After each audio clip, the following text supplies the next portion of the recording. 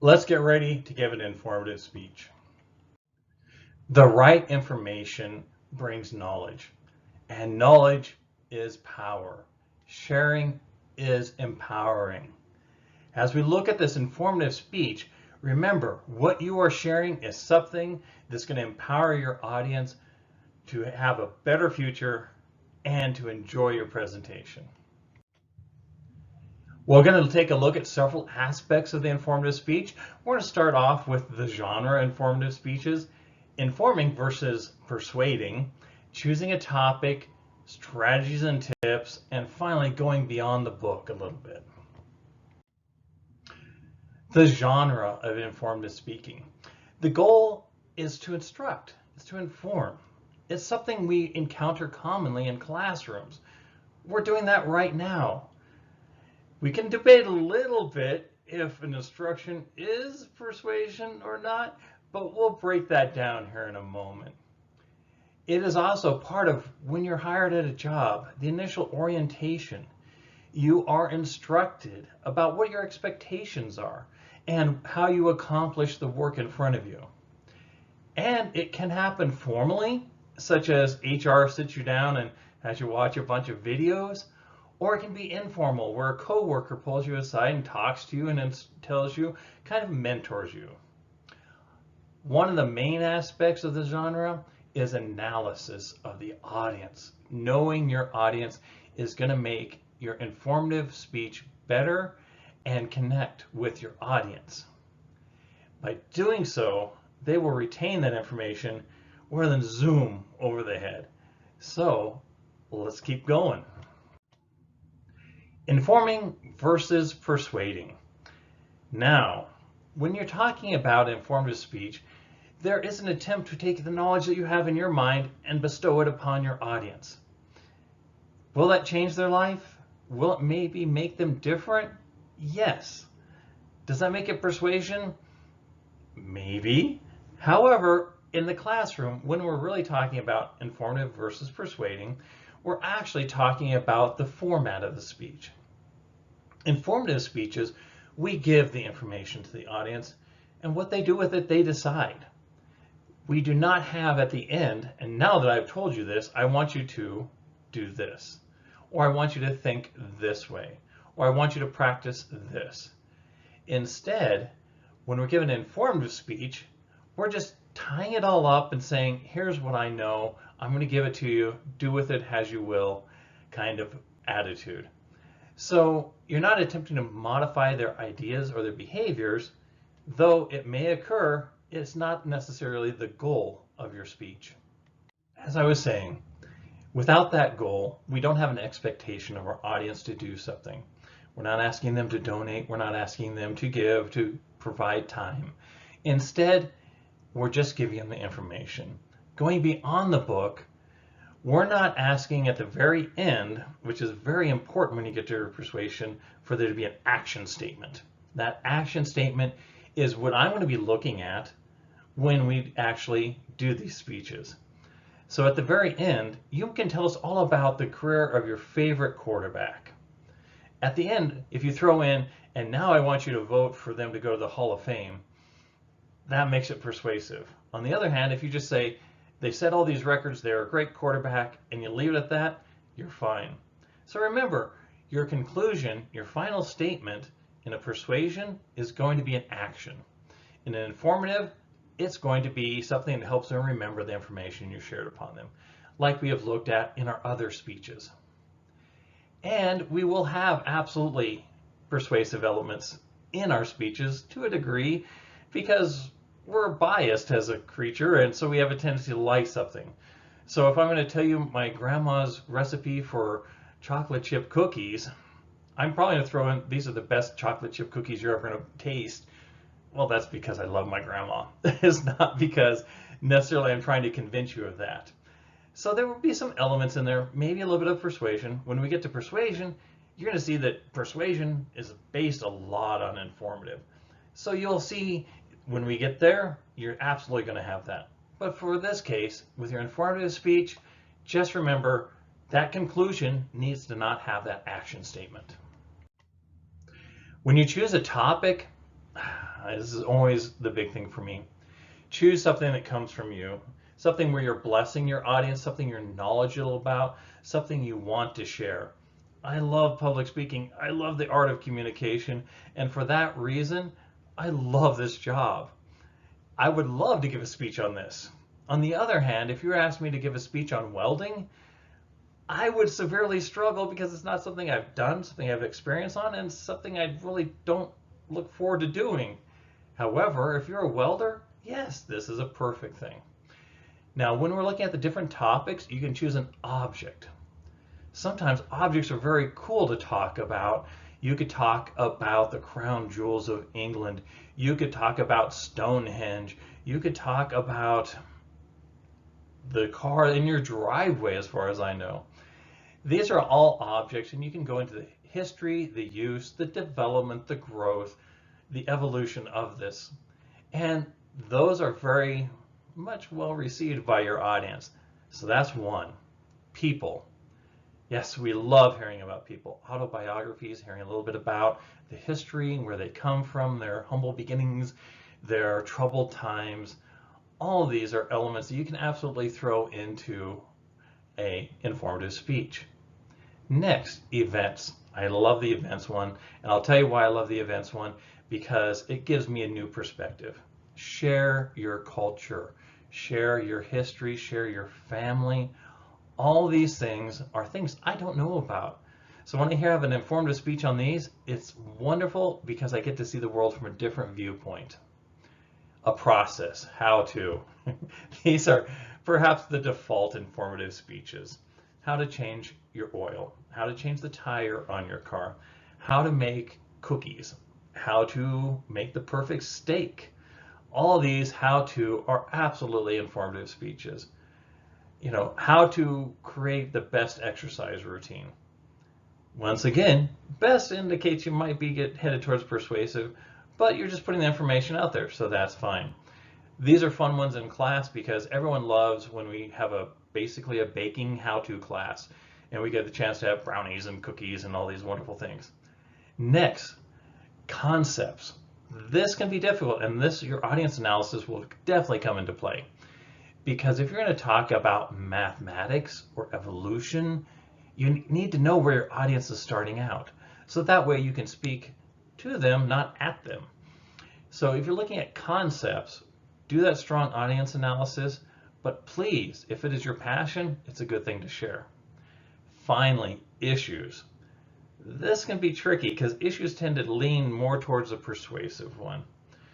But you can absolutely look at history. You can look at Alaska in the 1800s. Yeah, the gold rush. Absolutely. All those are interesting things. But when you start to move into politics, then you're going to have the tricky part of becoming persuasive.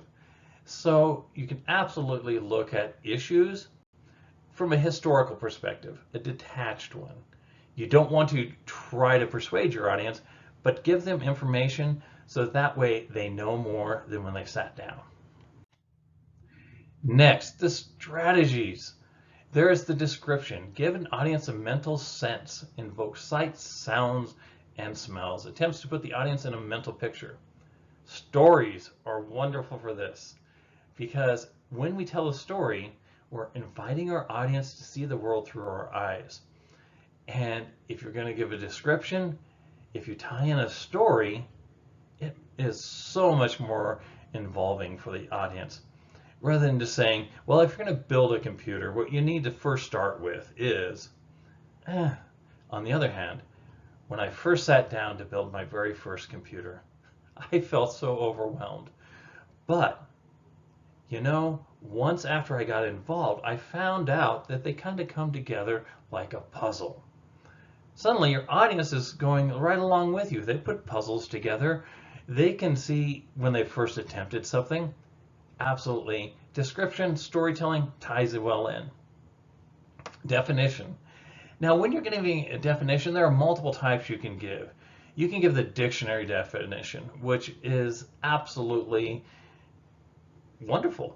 It's a good way. Because if you can say, according to Webster's dictionary, this means this. Yes, your audience, you borrowed ethos from a dictionary, and you're absolutely not trying to trick them. They're there with you. It helps. Now, you can also go with the etymological background of it, where you're taking it, all right, this word means, and then you can trace it back. And that kind of also does help because then they can understand how it's evolved through social structures. You can absolutely use examples and the function operation. So if I'm going to give you the description of a controller of Xbox, for instance, I could give you the dictionary where it controls the game, or I could do even more than that. I can go into, well, it started off with a controller that was very basic and has evolved in time. So now you're able to do multiple things with it, everything from zoom in to zoom out, move, etc. So you can absolutely tie in different types of definitions. You can also use an explanation. Well, I needed this to do this, so to get from here to here, I had to, boom, demonstration. Now these are very effective, especially in person, not as much online. But in person, if I were to demonstrate sword fighting to you, for instance, that would be really cool because then you get to see the movement and you get the energy going with the audience. It's really fun for them. Now, you have to be careful. Remember when we talked about props, that you bring them out when they're needed and you put them away when they're not, so they don't become a distraction. So if you wanted to teach people to fight with lightsabers, if you pulled lightsabers out at first and handed them to the audience, you've lost your audience. So make sure your demonstration, you do it and you put it away. Narration. Talk him through the steps. Absolutely. This is one of the biggest strategies. We see it all the time, especially with cooking shows or home improvement, do it yourself. They do a narration, the first thing we did, and they do a little montage. Don't worry about montage in real life. That doesn't work. Don't worry about montage if you're doing a recording for this class. It's all right, but you can narrate the steps as you're doing them. So that way, not only are you demonstrating them, but you're narrating what you're doing. Here are some simple tips for you to use when you're doing your informative speech. The first is avoid the jargon. When we actually are out doing things, we're normally around groups that are accustomed to it. So when I go to an academic conference, I talk like an academic because I'm around them. If you are a lawyer, you talk to lawyers normally. When you are in the exercise industry, you talk to people in the fitness industry all the time. And you can communicate through jargon with them that they understand. Now, when you step outside of that realm and you're doing a presentation in front of an audience that doesn't share that background, that jargon becomes confusing and you lose your audience. So avoid it. Next, yes, you want to have a wealth of information to draw from. So that way you can answer questions at the end, you have enough information to share with the audience, and so that way you don't feel like, oh man, I just gypped them, I didn't tell them all the information. You want to have a well of information to draw from. However, all they want is a cup.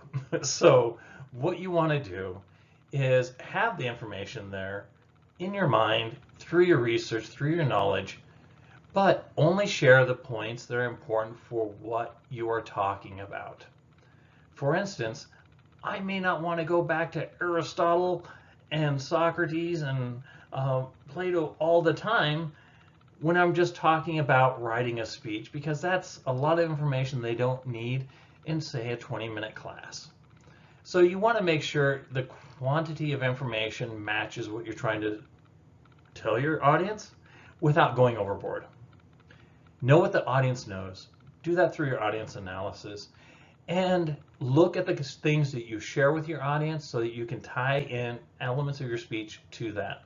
When I mentioned putting a puzzle together, we've all done that. If I mention going to the movies, going to a restaurant, maybe flying in a plane, there are multiple things within the society that we share. That is a base of knowledge that you can tap into. So if you're explaining something complex, you can draw from a shared experience and relate it to that. Use visual aids. I know getting up and just speaking with no visual aids can be difficult. So especially with an informative one, using visual aids is very helpful. For instance, if I was to stand up here and tell you how to change a tire, you might get lost because you're not picturing, okay, what's a lug nut? What do you mean with the crowbar? Where are you coming from? So if I have visual aids that demonstrate these things, it makes it much easier for you to follow along. Keep concepts concrete, not vague. You want them to understand. So you don't want to go out there and say, okay, we're going to change the tire by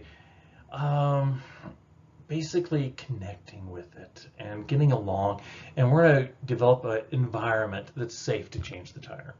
No, that's kind of like, I don't know what you're talking about. Stick to, all right, you have a flat tire. We need to change that so that we can put a new tire on so you can go down the highway at 60 miles an hour. Concrete terms, concrete understanding. Teach, don't browbeat. Yes, you want to repeat things 3 times. Like I said, we'll start off in the introduction, we have the preview, then we have the body of the speech where we tell them what we told them we're going to tell them, and then we have the review. But on the other hand, if every other word out of your mouth is repeating the same sentence from before, people get tired of that. So don't browbeat them. And repeat the major points. Especially when we're talking about safety. You don't want to have an instructional video and not point out something like this may electrocute you. Unplug it first. Make sure you unplug it before you do this. That's not browbeating. That's a case of that's a major point and it's a safety concern. Make it unique. Try to think of how your speech can stand out from previous ones. How can you make how to make chocolate chip cookie speech different than the one before? Telling us that story is one way. Perhaps when you're in a classroom, letting them taste the cookies. All those are wonderful ideas. And make it relevant to them. If it's not relevant to them, your audience isn't going to care. If I was to go in and talk to a bunch of school kids of 3rd graders and tell them all about how to fill out their financial aid forms for college, it's not relevant to them yet. So they won't care. And they're 3 and they're going to be running around. So you want to make sure it's relevant to your audience. Now let's step beyond that book. When we step beyond the book, what we're really looking at is we're going to look at the fact that the more elements you can include in your speech, in your informative speech, the more your audience will retain.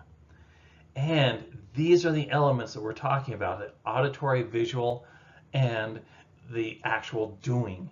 So when we're looking at this, I can lecture you. I can record this and just send it to you, and you get about 5% of it is going to be retained.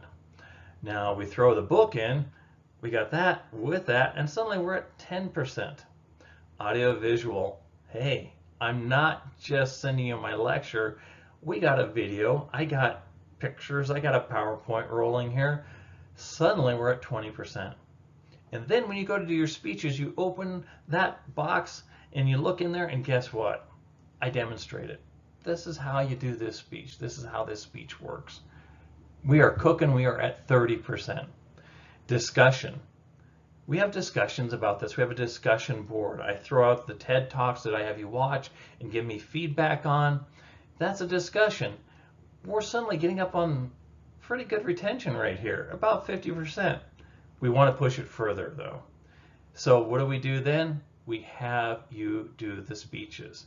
This is why doing speeches in public speaking are so important.